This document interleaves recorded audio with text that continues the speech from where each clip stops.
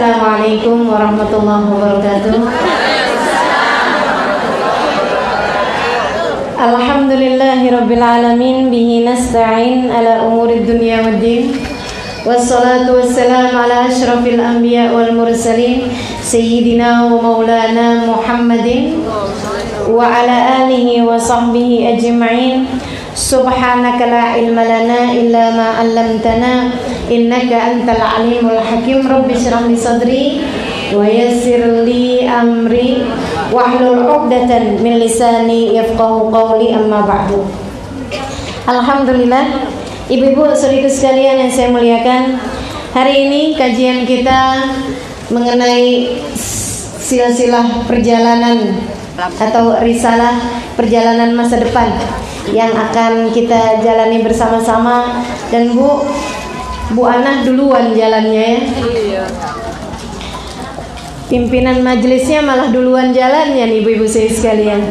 Ya Allah, mudah-mudahan kita semuanya kelak pada waktu-waktunya nanti akan menghadap Allah Subhanahu wa taala dalam keadaan yang terbaik insyaallah. Amin ya rabbal alamin. Dan kemarin kita sudah bahas mengenai kematian, seperti apakah kejadiannya, dan kita paham juga bagaimana roh kita keluar dari tubuh hingga kemudian kita berada dalam alam kubur kita. Nah, kajian kita yang sekarang adalah mengenai kemana perginya roh di dalam kubur. Apa yang akan terjadi pada diri kita ketika kita berada dalam alam kubur nanti. Mudah-mudahan jadi pelajaran yang bisa membawa kedekatan kita dengan Allah Subhanahu wa taala, membawa kita kepada jalan surga, menjadikan luas kubur-kubur kita nanti, menjadikan terang kubur-kubur kita nanti insyaallah. Amin ya rabbal alamin.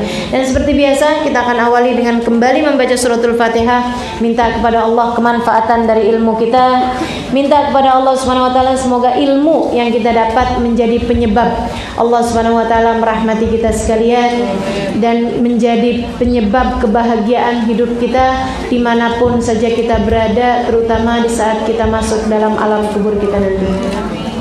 Fatihah binatin nafa' wal intifa' wal mudzakarah wal tadhkir ibtigha' mardatih wa qurbih wa thawabih wa husnil khatimah ma'al lutfi wal afiyah wa salahil aqibah wa ila hadratin Nabi Muhammad sallallahu alaihi wa ala alihi wasallam. Al-Fatihah.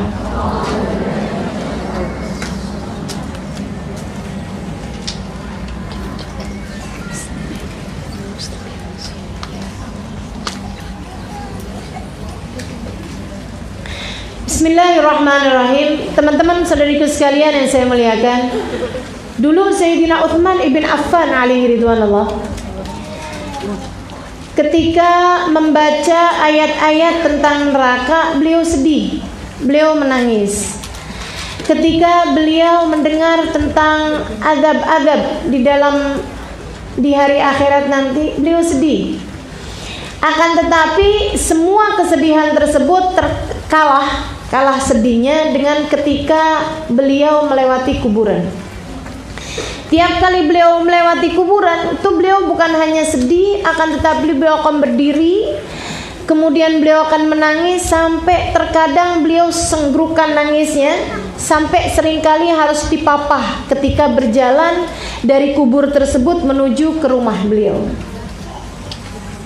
sama budak beliau, pelayan beliau yang kemana-mana selalu menyertai beliau, sampai bikin budaknya jadi aneh gitu, heran.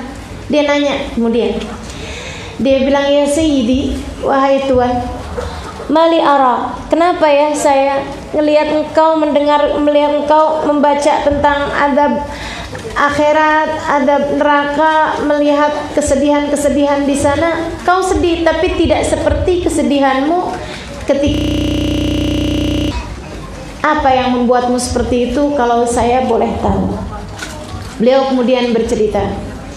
Dia bilang, saya mendengar baginda Nabi besar Muhammad. Beliau bersabda, al-qabru awal manzil min manazilil akhirah wa akhir manzil min manazilid dunia. Wa man naja minhu fama ba'dahu aisar wa man lam yanju minhu fama ba'dahu asyad. Aku mendengar Nabi Muhammad alaihi salatu wassalam, beliau bersabda, kuburan adalah tempat terakhir dari tempat-tempat dunia dan tempat pertama dari tempat-tempat akhirat. Pos pertama dari pos akhirat dan pos terakhir dari posnya dunia. Siapa yang selamat di kuburnya, yang sesudahnya akan menjadi lebih mudah, dan siapa yang tidak selamat di kuburnya, maka yang sesudahnya akan menjadi lebih berat. Dia bilang, tiap ingat itu, saya ingat hadisnya Nabi. Sambil mikir, ya Allah, gimana kabar kira-kira kuburan saya nanti? Akankah ia akan menjadi awal kebahagiaan saya, ataukah ia akan menjadi awal derita saya? Teman-teman seiku sekalian, kuburmu apa kabarnya kira-kira? Selama ini rajin kita bangun rumah-rumah kita di dunia. Ada yang rusak, lampunya kita ganti. Ada yang bocor, kamar mandinya kita tambal. Ada yang mengelupas, dindingnya kita cat lagi. Teman-teman saudaraku sekalian, kuburmu, sudahkah kau pastikan ia terang? Sudahkah kau pastikan ia lebar? Sudahkah kau pastikan kuburmu nyaman? Sudahkah kau pastikan kuburmu yang akan menjadi tempat paling pasti akan kau tinggali nanti? Sudahkah kau pastikan ia menjadi seindah-indah tempat sesudah keadaanmu di dunia ini? Teman-teman sekalian, banyak orang bangun rumah nggak sempat ditinggalin, udah keburu meninggal. Banyak gak? Pernah tahu gak? Banyak orang bangun rumah nggak sempat ditinggalin, keburu meninggal. Sedih kita. Saudaraku sekalian, ada tempat yang pasti kamu tinggali. Kenapa engkau tidak berusaha membangunnya? Ada tempat yang pasti kita tinggali. Kenapa selama ini kita tidak berusaha untuk membangunnya, sehingga ia kelak layak menjadi seindah-indah tempat bagi kita, insya Allah. Amin ya rabbal alamin. Saudaraku sekalian saya muliakan, masuklah kita, diletakkan oleh orang-orang dunia ini ke dalam kubur kita. Sempit aja kelihatannya, tapi saudaraku sekalian, jika ia adalah merupakan awal dari kebahagiaanmu seperti yang aku sampaikan tadi, maka ia akan menjadi tempat luas tak terbatas. Sebaliknya, jika ia menjadi awal deritamu nanti, ia akan menjadi sesempit-sempitnya tempat yang pernah ada. Kita pun masuk dalam kubur kita. Kita masih dengar, meskipun tidak nyatu antara jasad sama ruh seperti yang saya sampaikan di bulan lalu. Jadi jasad sama ruhnya udah pisah, tapi nggak bisa jauh-jauh. Masih belum bisa jauh-jauh. Kayak orang tidur, nah itu kan jasad sama ruhnya juga pisah, tapi nggak jauh-jauh. Makanya dibanguninnya gampang. Tuh yang dibanguninnya susah, kayaknya rada jauhan mainnya. Itu deket memati itu. Kalau nggak balik coba. Orang kalau mainnya rada jauhan kan takut nggak balik. Jadi siap-siap tuh yang banguninnya susah, kayaknya umurnya nggak lama. Teman-teman sekalian saya muliakan, masuklah kita ke dalam kubur kita. Itu antara ruh sama jasad udah nggak lagi nyatu, tapi nggak bisa jauh-jauhan. Kemana ruh pergi, jasad ikut menyusuli. Sampai kemudian kita pun diuruk di atas tanah. Itu kita juga bicara tuh sama mereka, hanya nggak bisa ada yang dengar. Tungguin nih, ini kenapa nih? Ini ada apa nih? Oh, kalian menguruk saya dengan tanah. Ya ampun, terus kalian begitu aja ninggalin saya. Kita lihat wajah anak-anak kita, kita lihat wajah suami kita kalau kita duluan dari dia.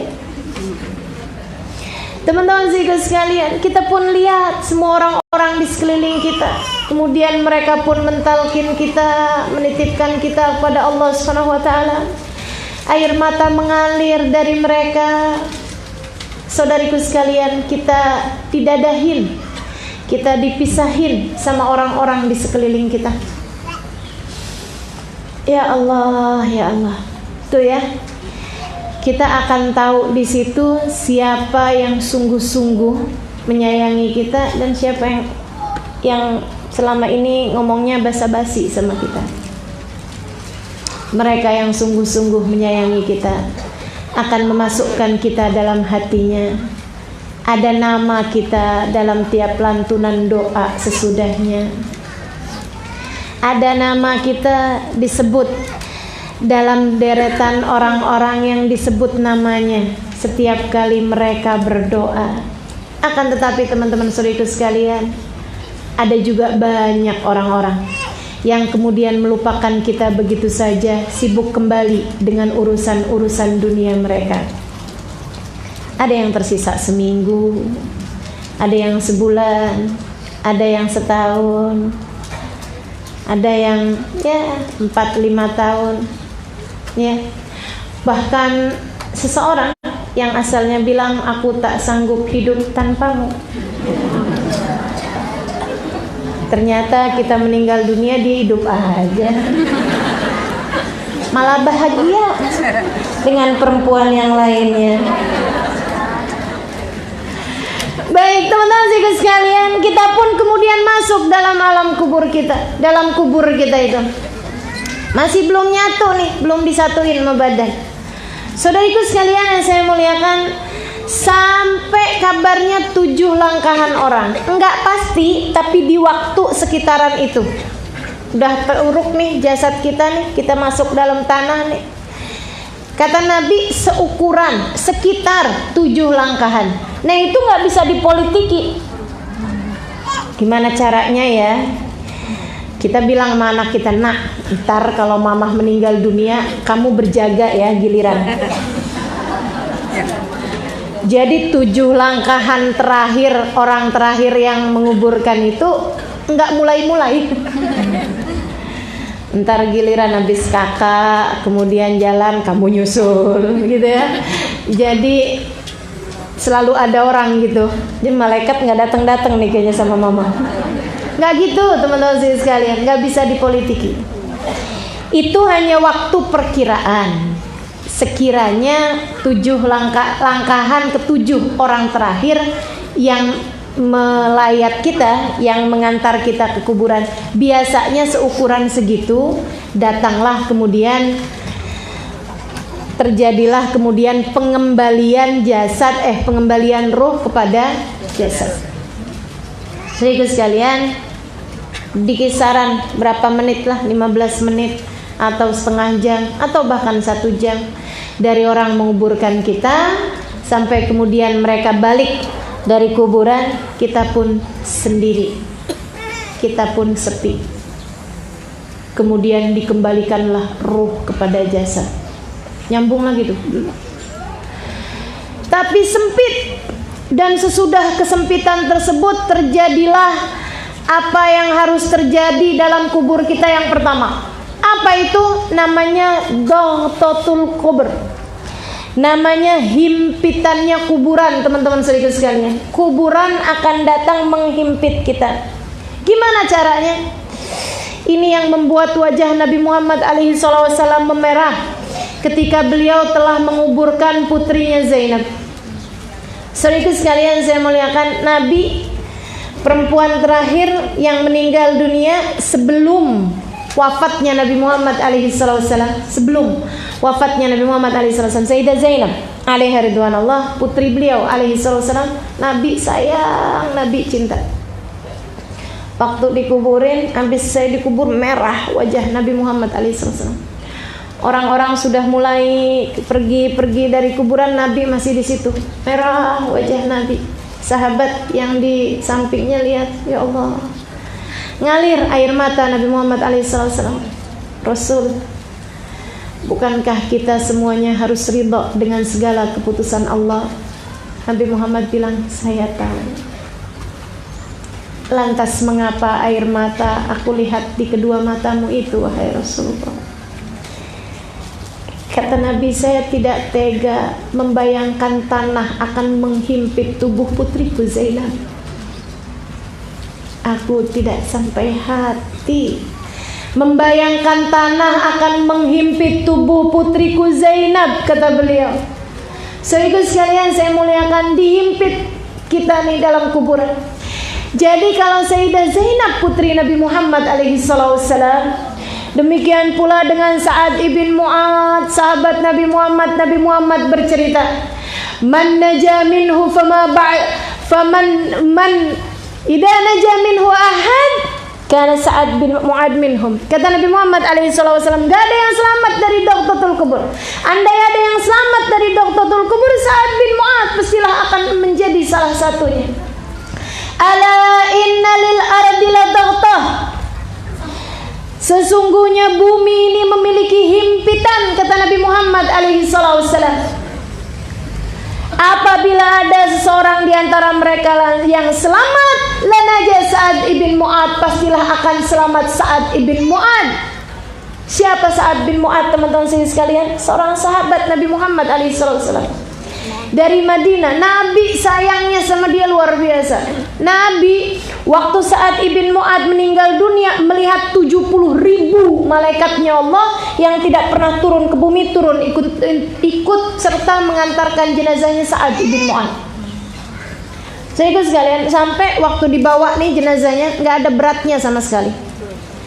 Kayak ringan, orang kayak nggak berasa bawa apa-apa. Malah jenazahnya ngebut, teman-teman sekalian. Ini nih jenazah dibawa orang malah ngebut gitu jenazahnya. Sehingga sekalian saya muliakan, malah cepet gitu jalannya, sampai sahabat-sahabat ikut di belakangnya rada buru-buru gitu. Sehingga sekalian saya muliakan, sahabat tuh kalau bawa jenazah ganti-gantian. Nggak ada tukang pikul jenazah zaman dulu tuh. Jadi sahabat ganti-gantian gitu buat tabarukan, ngambil berkah dari jenazahnya orang soleh. Teman-teman sekalian, mereka ganti-gantian ngangkat jenazahnya. Nah itu pas waktu orang yang ngangkat jenazah orang muslim, orang mukmin, tentu saja mereka husnudzon. Mereka bilang, wih luar biasa ya Sa'ad ibn Mu'ad nih, sampai nggak berasa beratnya jenazah. Tapi ada orang munafik ikutan pas dia ngambil bagian ikut ngangkat jenazah, namanya juga orang munafik. Ini serem nih ya, serem. Mudah-mudahan Allah Subhanahu Wa Taala selamatkannya kita dari segala kemunafikan. Amin. Mikirnya nggak pernah bisa positif, teman-teman sekalian. Hati-hati sama cara berpikirmu. Kalau mikir apa-apa nggak pernah bisa positif, lihat orang lain bawaan cari negatifnya aja. Ini serem, teman-teman sekalian. Benih-benih kemunafikan.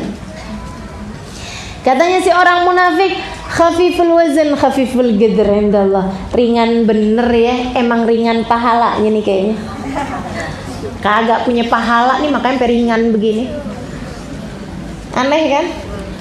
Teman-teman sekalian saya muliakan, dia ngomong gitu bisik-bisik sama sebelahnya.